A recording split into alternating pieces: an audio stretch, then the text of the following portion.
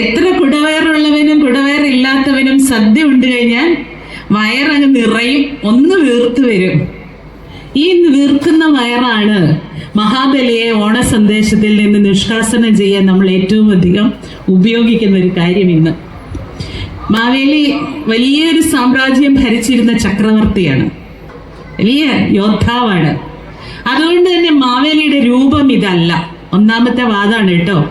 കാലാകാലങ്ങളായി അച്ഛനപ്പൂപ്പന്മാരായി മലയാളികൾ കൈമാറി വന്നിരിക്കുന്ന മഹാബലി രൂപത്തിന് വലിയ വയറും വലിയ കൊമ്പം വീശിയും ഒത്ത ഉയരവും ഇങ്ങനെ എടുത്തു നിൽക്കുന്ന ഒരു വീര്യവുമുള്ള മഹാരാജാവിനെ അദ്ദേഹത്തിന്റെ ഏറ്റവും വലിയ ഐഡന്റിറ്റി ആയിരിക്കുന്ന കുടവയർ ശരിയായ കാര്യം കൊണ്ട് തെറ്റാണത്.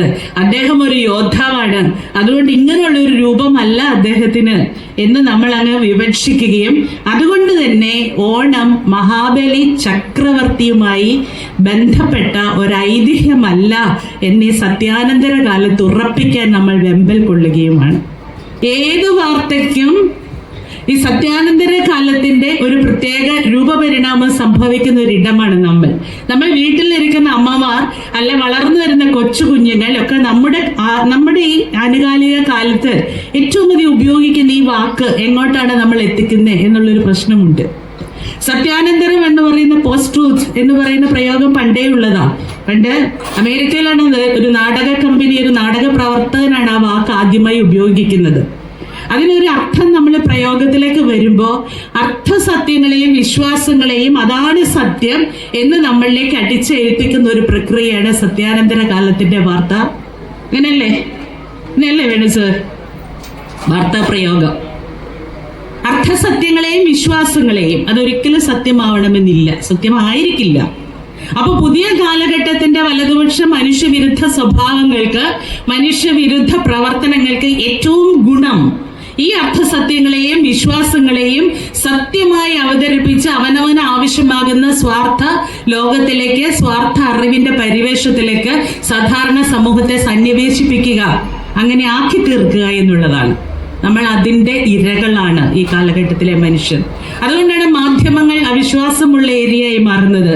മാധ്യമങ്ങൾക്ക് സത്യസന്ധമായ ആവിഷ്കാരങ്ങൾ നടത്തേണ്ടതില്ല എന്നുള്ള ധർമ്മത്തിലേക്ക് അവരെത്തുന്നത് ഈ ഒരു സത്യാനന്തര കാലം നിൽക്കുന്നത് കൊണ്ടാണ്. അതുകൊണ്ട് ഒരുപക്ഷെ നമ്മൾ കേൾക്കുന്ന ഐതിഹ്യത്തിന്റെ കാലം മുതൽ ഇവിടെ ചവിട്ടി താഴ്ത്തപ്പെട്ട നന്മയുടെ, ഒരുമയുടെ, സമത്വത്തിന്റെ പ്രതീകമായി ഈ നാട് ഭരിച്ചിരുന്ന മഹാബലി തമ്പുരാൻ വീണ കിട്ടിയ ഔദാര്യത്തിന്റെ പേരിൽ, ദാക്ഷിണ്യത്തിന്റെ പേരിൽ, തൃക്കാക്കര അമ്പലത്തോട് അടുത്താണ് നമ്മൾ ഇരിക്കുന്നത്. ഓരോ വർഷവും മലയാളി മണ്ണിലേക്ക്, മലയാളി കരയിലേക്ക് തന്റെ പ്രജകളെ കാണാൻ സഹർഷം വരുമ്പോ സന്തോഷത്തോടെ വച്ചു നീട്ടുന്ന സദ്യയിൽ ഒരു ഇറ്റു പോലും ബാക്കി വെക്കാതെ സമൃദ്ധമായി മധുരം ആസ്വദിച്ച് അദ്ദേഹത്തിന്റെ 6 പാക്ക് വയർ ഇന്ന് കുടവയറാക്കി അല്ലെങ്കിൽ നമ്മളാക്കി. സമൃദ്ധമായി ഇരിക്കണം ആ ആതിഥേയ സൽക്കാരവും സ്വീകരണവും.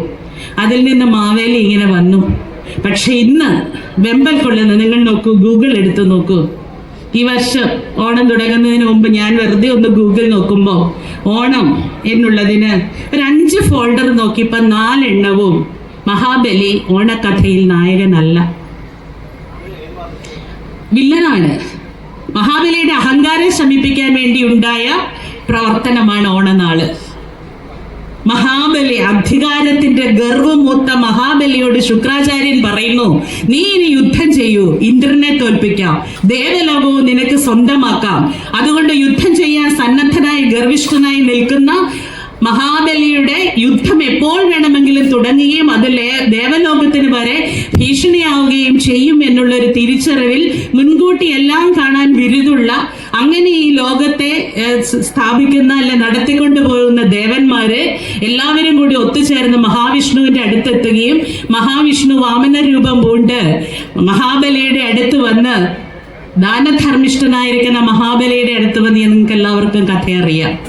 പക്ഷേ ആ മനുഷ്യരെല്ലാവരും ഒന്നുപോലെ ഉണ്ടായിരുന്ന കാലത്ത് നിന്ന് സ്പർദ്ധയുടെ ഇടത്തിലേക്ക് നമ്മൾ എത്തുന്നിടത്താണ് നമ്മൾ ഒരുമയുടെ ഒരു ആഹ്വാനമായി, ഒരു വെള്ളി തുരുത്തായി നമ്മൾ ആഘോഷിക്കാൻ വേണ്ടി ശ്രമിക്കുന്ന ഈ കാലഘട്ടം.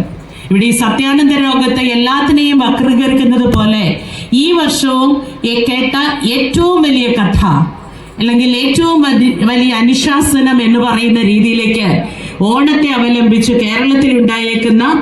കേരളത്തെക്കുറിച്ച് ഉണ്ടായേക്കുന്ന ഒരു സന്യാസി ശ്രേഷ്ഠന്റെ, അത് പറയുമ്പോൾ മറ്റൊന്നും വിചാരിക്കണ്ട, കാരണം ഇന്ത്യയിൽ ഏറ്റവും വലിയ സാധ്യത ടൂറിസം, പിൽഗ്രിം ടൂറിസം ആണെന്ന് പറയുന്ന ഒരു ഭരണകൂടമുള്ള ഇന്ത്യ മഹാരാജ്യത്ത് തീർച്ചയായിട്ടും സന്യാസി ശ്രേഷ്ഠന്മാർ വലിയ കച്ചവട